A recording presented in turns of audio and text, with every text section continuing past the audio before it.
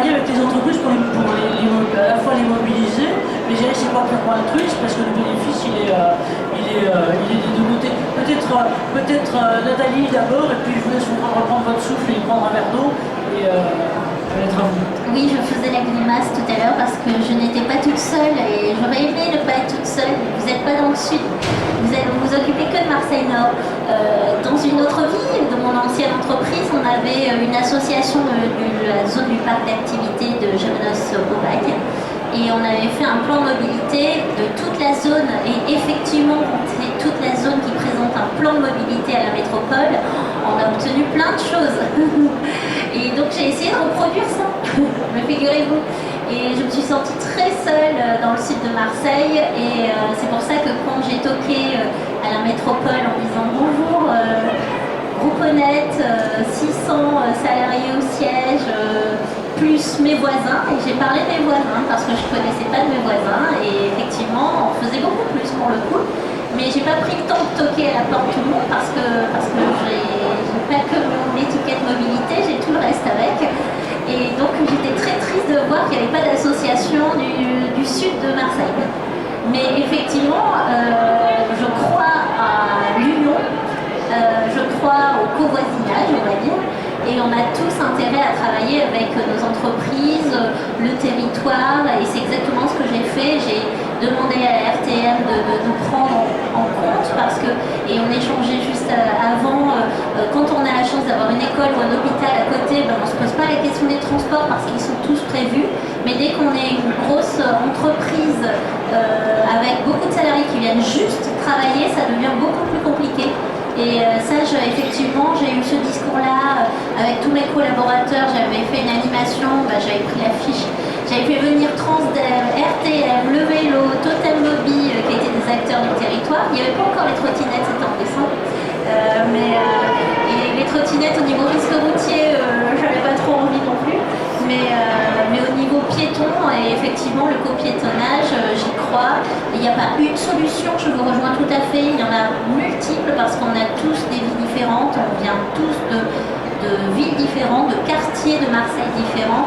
Et moi qui regarde la France avec beaucoup de hauteur parce que j'ai les 350 autres sites sur lesquels j'interviens et chacun a une problématique différente. Et là où je vous rejoins, c'est que je sais pertinemment que je n'y arriverai pas toute seule entreprise. Et par contre, donc, dès qu'il y a une association dans la zone, c'est une force. Et quand il n'y en a pas, je me retrouve face à des interlocuteurs et je me sens bien seule. Donc je vous rejoins. Alors, la force du Nord. Je ne sais pas si c'est la force du Nord. En tout cas, nous, on est là et on le fait. Et on recueille les bonnes énergies en fait du Sud aussi. Pour moi, c'est pas un sujet qui. J'ai des gens qui viennent du Sud travailler au Nord et j'ai des demandeurs d'emploi du Nord qui vont travailler au Sud. Si les demandeurs d'emploi du Nord travaillent, le territoire sera aussi mieux. Donc, on est dans une logique un peu globale. Après, effectivement, je vais revenir sur l'intermodalité et sur l'exemplarité. Je pense qu'on a tout intérêt, nous, en tant qu'acteurs économiques, à montrer l'exemple. Parce qu'effectivement, si on a un regard un peu, j'allais dire, un peu historique, il y a 2 ans, moi j'étais surpris d'entendre des collectivités, et j'ai compris pourquoi, c'est pas un reproche, j'ai compris pourquoi, qui, effectivement, ne prenaient pas en compte les acteurs économiques. Parce qu'ils avaient l'impression de prendre en compte les salariés dans les transports publics traditionnels. Donc pour eux, ce n'était pas uniquement les transports domicile-travail, c'était les transports de personnes. Voilà. Donc ce n'était pas des réflexions qui étaient par bassin d'emploi, mais plutôt des réflexions qui étaient par bassin d'habitation. Donc la réflexion n'est pas la même. J'ai eu même, ça c'était avec la SNCF, on a vu l'impact que pouvait avoir la réflexion des personnes qui posaient du rail. En gros, c'est des infrastructures qui se posaient, et à côté il y avait l'usage. Donc il a fallu vraiment aller argumenter, proposer des choses. C'est lui être dans la séduction aussi, parce que du coup c'est de se dire, si on tape dessus, ça marche pas. Si on fait ensemble, ça marche.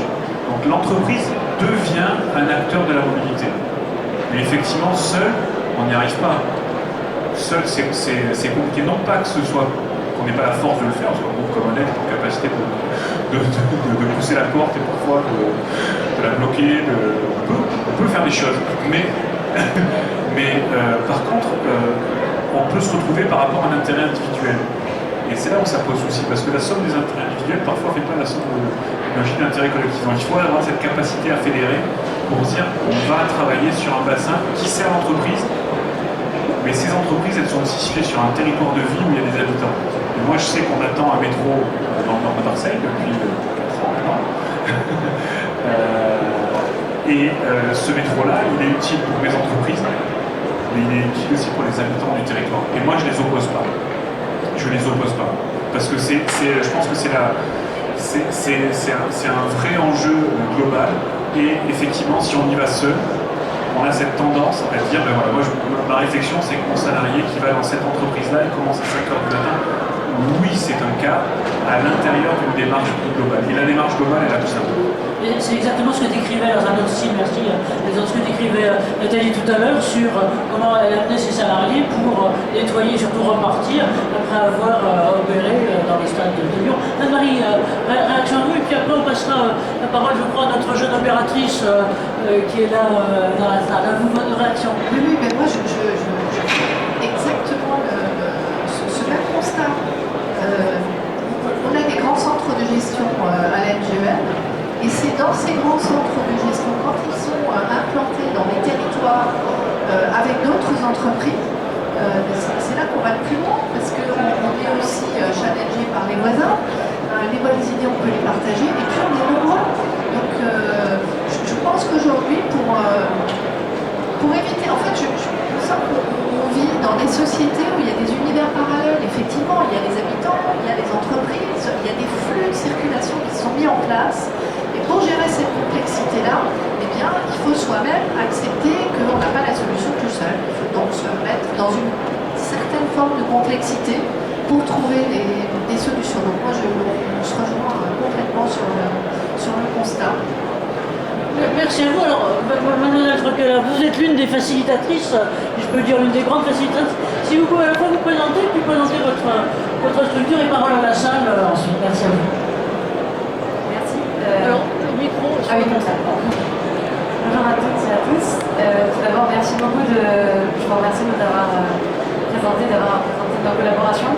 C'est vrai que pour nous, c'est... Et puis alors, ce qu'on ne savait pas, vous voyez, en vous conviant, quand Anne-Marie vous avez convié, c'est que, en fait, voilà, vous aviez déjà tout un tas de choses en commun avec d'autres à la table. Merci à vous. Merci.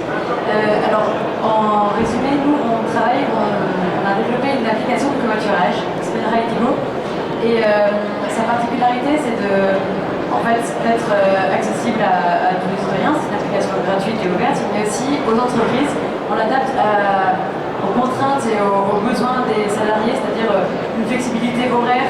C'est ce que vous disiez tout à l'heure sur le fait que c'est une application qui répond à vos besoins à l'instant T. Ou alors, si vous avez besoin de prévoir un trajet en amont, c'est possible aussi, mais aussi en sortant d'une réunion à 5 minutes avant de partir, vous pouvez dire j'ai besoin de déplacer qui est là.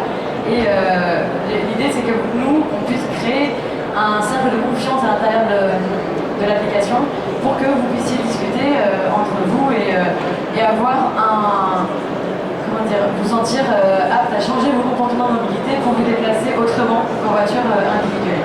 Nous, l'objectif, c'est donc de travailler avec des entreprises, mais aussi avec des groupements d'entreprises, d'où nos partenariats, par exemple, avec Camonard, qui fédèrent des personnes, des entités sur des territoires, parce qu'évidemment, quand on se déplace, on peut aller à peu près au même endroit et pas forcément dans la même entreprise. Donc l'idée, c'est de penser aussi à l'échelle du territoire, à l'échelle plus globale.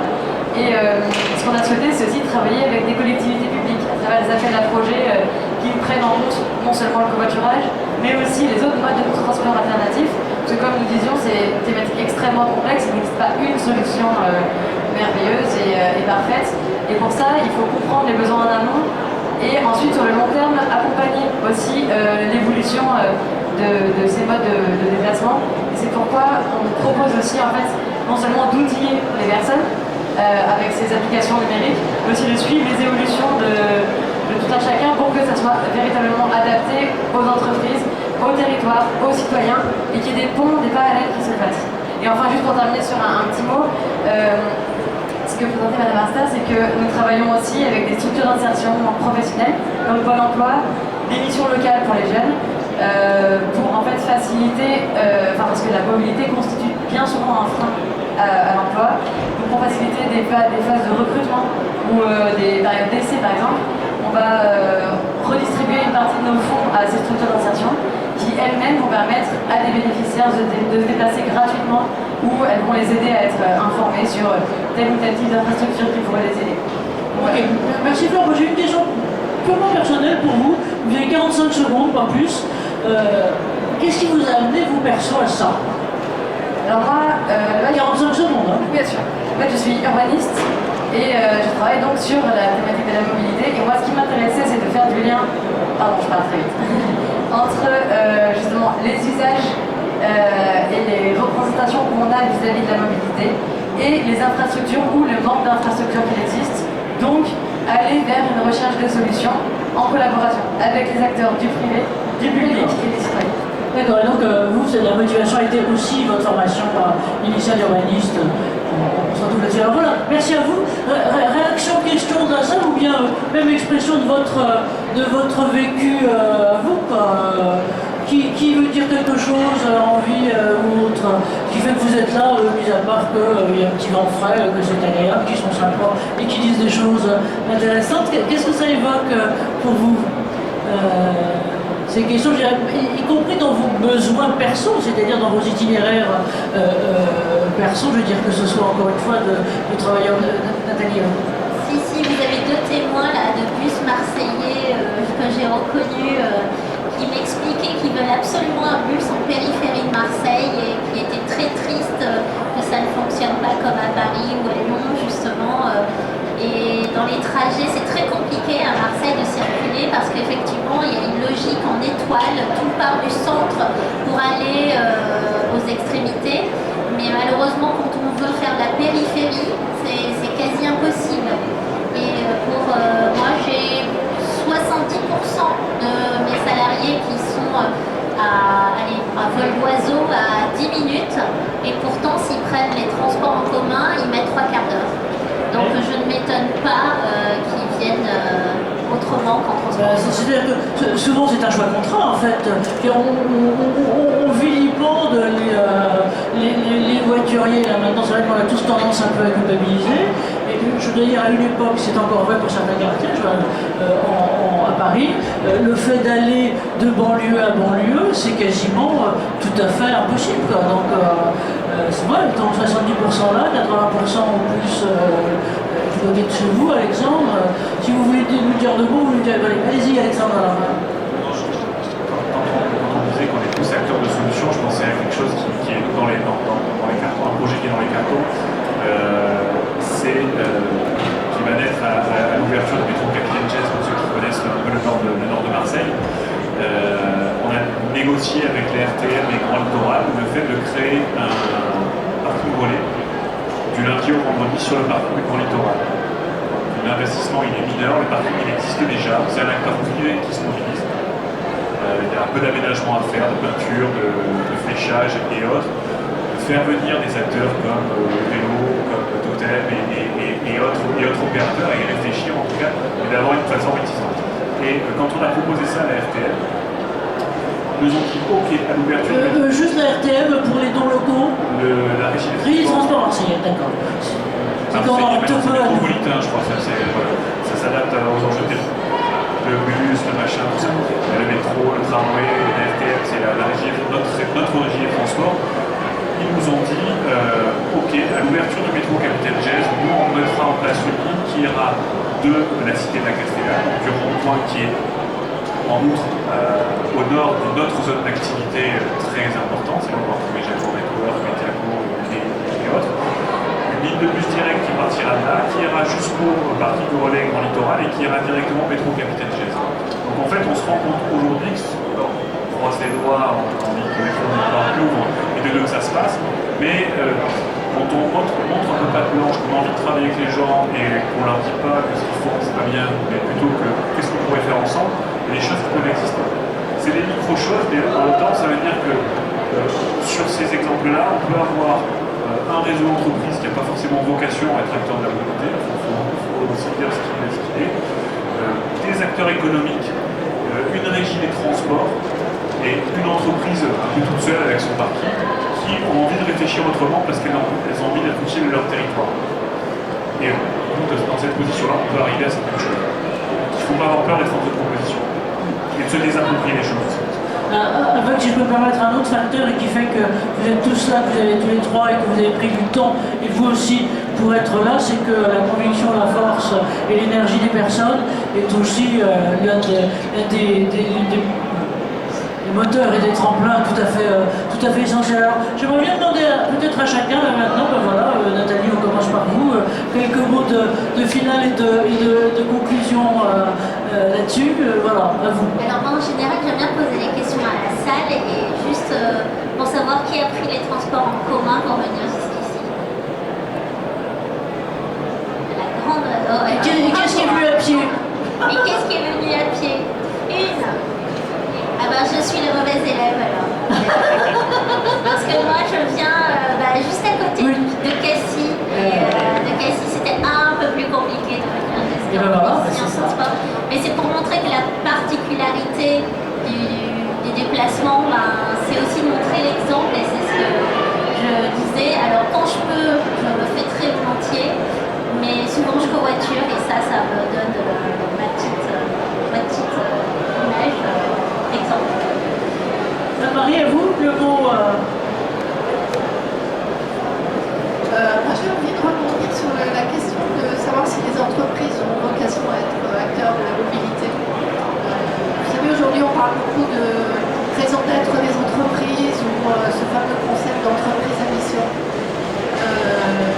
Moi je pense que ce qu'on vient d'évoquer, les expériences qu'on fait, ça montre qu'en fait on peut être utile à la société, on peut être utile sociétalement, comme on dit maintenant, tout en se profitant à soi-même. C'est-à-dire que je pense qu'aujourd'hui, il faut qu'on soit dans une logique d'intérêt mutuel. Et pour terminer, Marie, parce que c'est une question qu'on a assez peu évoquée, c'est l'enjeu climatique. Je pense que quand on sort d'un été tel que la France l'a vécu récemment, on ne peut pas, il faut se dire qu'il y a une urgence à ce que tout le monde soit concerné par ces questions aussi de réduction de notre empreinte carbone. Voilà. Donc je pense que c'est une motivation complémentaire. Merci à vous. Oui, c'est un vrai enjeu au final qui est en filigrane des modes de déplacement et qui est aussi impactant. Moi, je conclurai plutôt sur la question de l'évolution des mentalités en fait. Aujourd'hui, on a besoin de faire évoluer les mentalités en termes de déplacement parce qu'on a ancré une culture de déplacement qui est celle du déplacement individuel en voiture. Et effectivement, c'est pas uniquement avec l'apport de solutions qu'on change, c'est vraiment une décision individuelle qui nous fait changer. Et cette décision individuelle, elle peut être bousculée par des patrons, par des médias, par plein de personnes. Et effectivement, il faut aboutir à ça. Et aujourd'hui, nous, ce qu'on recherche, moi personnellement, ce que je recherche, c'est des acteurs qui sont en capacité de dynamiser ce changement. Parce qu'il est nécessaire, mais il est complexe. Moi, j'ai mis 2 ans à ouvrir en voiture. C'est bien, je pense qu'il faut le remettre. Mais regardez, aujourd'hui, on n'est pas beaucoup. Demain, je suis sûr qu'on sera globalement beaucoup plus. Et donc, voilà, il faut qu'on fasse boule de neige, même quand il fait chaud, c'est plus dur. Mais que globalement, on continue comme ça. Vous voulez encore rajouter un mot, Jean-Alexandre? Il ne faut pas croire que c'est juste que ça va devenir comme ça. Je pense qu'il faut le bousculer. Si la MGEN aujourd'hui dit qu'en interne, c'est une vraie locomotive avec beaucoup de personnes qui sont impliquées là-dedans, c'est pas venu naturellement. Enfin, c'est des gens qui ont eu cette conviction-là et qui la partagent. Des gens, il y a une gens aussi. Une gens et des gens derrière. Elle a su les entraîner. Mais c'est cette capacité d'entraînement qui est importante. Donc, dynamiser le changement, c'est important. Qu'à la tête de groupes comme Honnête, il y a des gens qui croient en la mobilité. Je pense que c'est vraiment essentiel. Donc voilà, c'est ce qu'il faut pousser, c'est dynamiser ce changement-là. Parce qu'il y a c'est une logique culturelle qu'il faut faire évoluer. Et elle a quand même, on va dire, quasiment 50 ans d'existence. C'est pas ça qui va faire disparaître ça des esprits, avec des solutions qui doivent être des alternatives, qui doivent non pas devenir des alternatives, mais de vraies solutions entières, pleines et durables. et efficace. Merci à vous. Parce que je voulais vous montrer, c'est que quand même, finalement, vos forces d'esprit et vos forces de mobilité, ça commence à bouger. Donc, par exemple, alors, soit j'ai le journal du net, soit c'est de la presse récente, nous dit plan de mobilité, pourquoi les entreprises restent dans l'inégalité, c'est ce qu'on voyait. Il y en a en gros 92% qui en ce moment sont dans l'illégalité, parce que 80% ne savent pas. Donc, il faut dire quand même qu'on a ce delta sur lequel on pourrait déjà appuyer. Mais quand même, regardez là, tout ça c'est tout récent, c'était la semaine dernière. Donc, vous avez à la fois le Monde qui nous dit, ben voilà, les entreprises sont invitées à verdir un peu plus les déplacements professionnels, donc même le Monde s'y met, donc voilà. Alternative économique, alors c'est un peu plus fréquent, mais quand même. Les trajets domicile-travail sont à l'agenda des entreprises, et puis surtout, ce qui s'est passé, c'est donc cette loi mobilité qui donc a été revue il y a une huitaine de jours, un peu plus 15 jours, en gros, puisque c'est adopté par l'Assemblée nationale, donc il va falloir que ça refasse la navette habituelle, mais cette loi, et donc qui va aussi, Alexandre, c'est répondre un petit peu à votre demande, qui est un peu de clarifier, ou en tout cas de mettre au clair, pas forcément clarifier, mais de mettre en grand jour les rôles des différentes autorités et les soi-disant, puisqu'on appelle les autorités régulatrices de mobilité, ça veut tout dire et ne rien dire, et c'est qui est véritablement l'interlocuteur qui est derrière. Mais non, mais ça commence à venir un peu du côté des institutions, un peu du côté de la presse, beaucoup grâce à votre énergie et grâce aux nôtres. Et donc voilà, je voulais vous remercier, vous les applaudissiez un grand coup, parce que c'était sympa d'être là. On est vraiment dans la responsabilité sociétale en action au carré à tout, parce que vous en faites, vous en dites, nous en disons et nous en promouvons. Et donc voilà, un grand merci à vous. Et puis pour vous dire que donc vous retrouverez sur le site du CERN à la fois la vidéo et les supports, et puis les informations que vous pourrez nous donner pour qu'on vous aide à la diffuser. Et donc merci à vous et merci à notre intervenante supportrice de l'ensemble. Lundi pour la vidéo. Voilà. Merci, oui.